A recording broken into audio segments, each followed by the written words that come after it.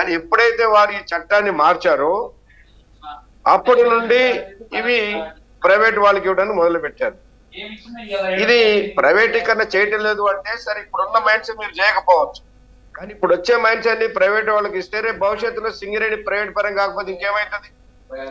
కాబట్టి తెలంగాణ ప్రాంతంలో నుండి బొక్కనులు అన్ని కూడా సింగరేణికే ఇవ్వడం ద్వారా నైజాం నవాబ్ గవర్నమెంట్ నుంచి మనకి ఏదైతే వారసత్వంగా వచ్చిందో అది మనకు ఉంటుంది. ఒకటి. రెండోది, ఇవాళ టిఆర్ఎస్ వాళ్ళు చెప్తున్నారు ఇది వేలంలో పాల్గొనకూడదు, ఇది చేయకూడదని. పోయినసారి టిఆర్ఎస్ అధికారంలో ఉన్నప్పుడు టీబీజీ కేసు గుర్తింపు సంఘం వాళ్ళ సంఘమే ఉన్నప్పుడు కేసీఆర్ గారు ఏం పిలిపించారంటే ఈ బొగ్గనులు మనకే రావాలి, మనం స్ట్రైక్ చేయాలంటే స్ట్రైక్ చేశాం. 3 రోజులు స్ట్రైక్ చేశాం. స్ట్రైక్ చేసి వేలంలో సింగరేణి పాల్గొనలేదు. తీరా చూస్తే అది ఏమైంది, ఎల్లందులో ఉన్న ఓసీ3 ఏమో అరవిందో కంపెనీకి పోయింది, సత్తుపల్లిలో ఉన్నటువంటి ఓసీ3 మైన్ ఏమో అవంతి కంపెనీకి పోయింది. ఈ రెండు కూడా ఇండైరెక్ట్ గా కేసీఆర్ గారు వారికి ఇప్పించుకోవాలని చెప్పేసి చేసినటువంటి ప్రయత్నమే. దానివల్లనే వారు ఆనాడు పాల్గొనొద్దని చెప్పారు, నష్టపోయాం.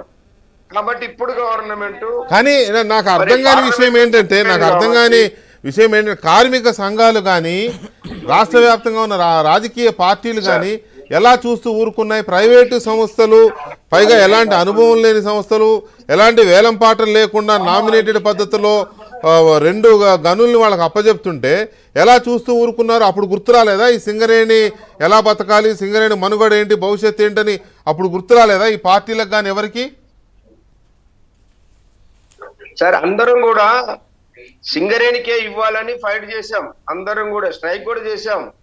కానీ పాల్గొనొద్దు అనటం వలన ఎవరు టెండర్ వేయకపోతే సింగిల్ టెండర్ కి అలాట్ చేశారు. ఎవరు టెండర్ వెయ్యరండి. అధికార పార్టీ అండదండలు ఉంటే ఎవడైనా ఎందుకు టెండర్ వేస్తాడు మనకు తెలియదా? అదే వేయలేదు, సింగిల్ టెండర్ కి ఇవ్వకూడదు కానీ ఇచ్చింది సెంట్రల్ గవర్నమెంట్. సింగిల్ టెండర్ ఇవ్వటం వల్ల ఇప్పుడు కనీసం ఇప్పుడైనా కిషన్ రెడ్డి గారు మన మంత్రిగా, మన తెలంగాణ మంత్రిగా ఉన్నారు కాబట్టి వారు సింగరేణికి అలాట్ చేయడం న్యాయం. అది మనకి ఇస్తే ఇదే ఒకటే కాదండి, ఆ ఎల్లందులో ఉన్నటువంటి అది ట్రైబల్ ఏరియా, 170 యాక్ట్ ఉన్నటువంటి ఏరియా. అక్కడ అయితే గవర్నమెంట్ తీయాలి మైన్స్, ఏ మినరల్స్ అయినా ఏదైనా కూడా, లేదా అంటే ట్రైబల్ సొసైటీ తీయాలి. అటువంటి చోట కూడా మరి ఒక అరవిందో కంపెనీకి ఇవ్వటం అంటే అది కేవలం రాజకీయంగా వాళ్ళతో ఉన్నటువంటి లావాదేవీ.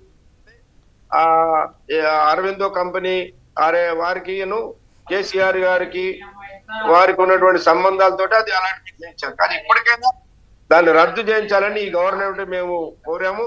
అట్లనే ఆ సత్తుపల్లిలో ఉన్నటువంటి మైన్ కూడా మన మైన్ మధ్యలో ఉన్నది, ఇక్కడ వాళ్ళకి తీసి మట్టి పోసుకునే స్థలం కూడా లేదు మనం ఇవ్వకపోతే, కాబట్టి వాళ్ళకి అవకాశమే లేదు.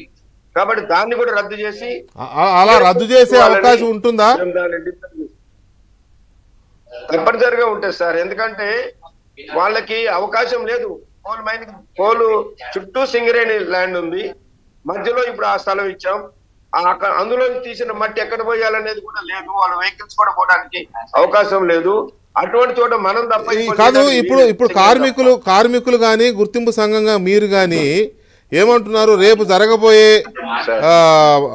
దీంట్లో వేలంలో శ్రవణపల్లి వేలంకు సంబంధించి వేలంలో సింగరేణి పాల్గొనాలి అనే డిమాండ్ ఏమైనా పెడుతున్నారా మీరు, లేకపోతే ఓపెన్ ఆక్షన్లో ఎంత వస్తే అంతే గవర్నమెంట్కి వెళ్ళిపోతుంది కదా అట్లా అనుకుంటున్నారా?